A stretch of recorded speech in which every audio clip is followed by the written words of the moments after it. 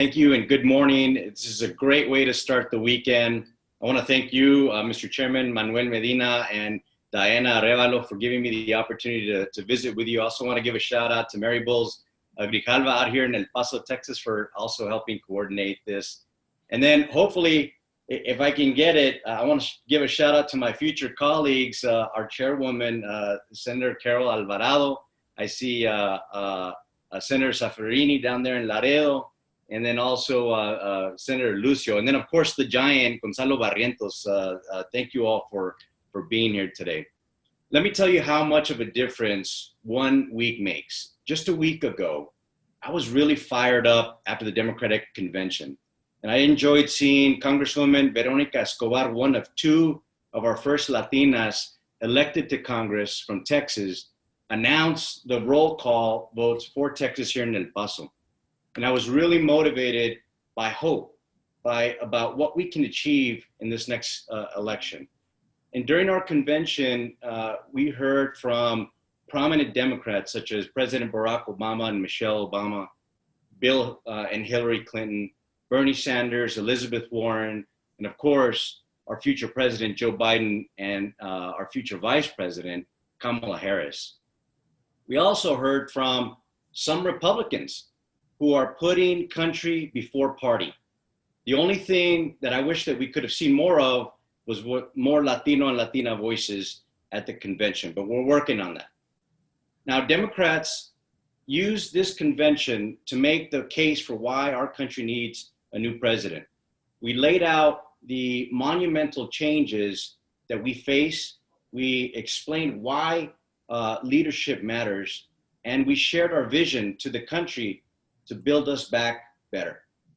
Now, Bernie Sanders and Hillary Clinton, they both called for unity, and that's really what we need right now. Hillary Clinton said that we don't want, and she said another woulda, coulda, shoulda election, right? And fast forward a week, Donald Trump and his Republican Party wrapped up their convention on Thursday.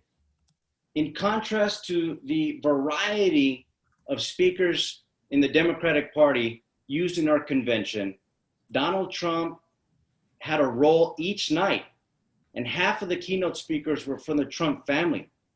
In fact, there were more people with the Trump name who spoke than Texans did in their whole convention. Para que vean, right? So the other half was not so subtle attempt to boost his approval among women and people of color. If it wasn't clear what's at stake this election, it's absolutely crystal clear now after the Republican convention, because they did not miss an opportunity to brag about their border wall that I live right down the street from, to demonize immigrants. They used the police shooting at Kenosha to drive fear, but talked about it under the guise of law and order. They talked about the coronavirus in the past tense, as if the pandemic was behind us. And as of yesterday, 180,000 Americans have died because of the coronavirus. 12,000 of them are from Texas. And the virus is not Trump's fault. However, it is his responsibility for the failed effort to contain it. His haphazard response has caused us to lose confidence in our government.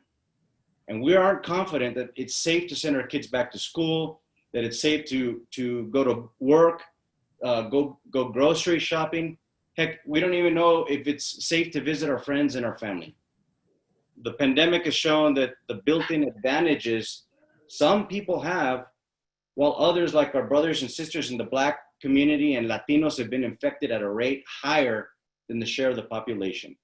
And Latinos make up 16% of the population, but account for 31% of all coronavirus cases. And what's the reason for that? Far too often, we don't have the ability to work from home.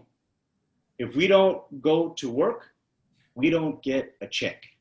And that's a reality for our comunidad. And during all this, Republicans are still trying to take away Obamacare. The results of this election, everyone, are literally life and death. We have a choice. We can elect Joe Biden, as our next president of the United States. And if Biden wins Texas, he's going to win the White House, because it doesn't matter what happens in Michigan or in Wisconsin. Our 38 votes will take away any path to victory for Trump. Remember when I said about Veronica Escobar announcing the votes from Texas? That wasn't an accident, because Democrats cannot win Texas without increasing vote among Latinos, and especially in places like El Paso and San Antonio and the Rio Grande Valley. Democratic strongholds in South Texas and all over the place in Texas. So we're working here in El Paso with our local party to make that happen. And there's a strategist who recently said that Bernie Sanders' campaign recently said what Republicans know is that they don't need to win a majority of our vote. In 2016, Trump won about 30% of the Latino vote. They're going to try to improve that a little. But we need to make sure that that does not happen. We need to get out all of our votes, our tíos, our tías, nuestros compadres, everyone, and to tell them to vote for Joe Biden. The election's only 66 days away. Early voting starts in 45 days. And those days are really going to fly by. So we need to communicate to Democrats who always vote. And we also need to reach out to the Democrats who need that little extra push to go to the polls. And the coronavirus is forcing us to adjust in ways that we have to campaign. So we've got a lot of work to do. I know I can count on you, Tejano Democrats, to help turn out every single Democrat possible, because we have to increase the vote. And I'm going to be right there beside you, right during this fight. To borrow a line, and I'll close it out with this, to borrow a line from our future Vice President, Kamala Harris, years from now, when our children and our grandchildren ask about this time in our history, we will tell them what we did. Tejano Democrats, let's go do it. Thank you all very much, and God bless you all.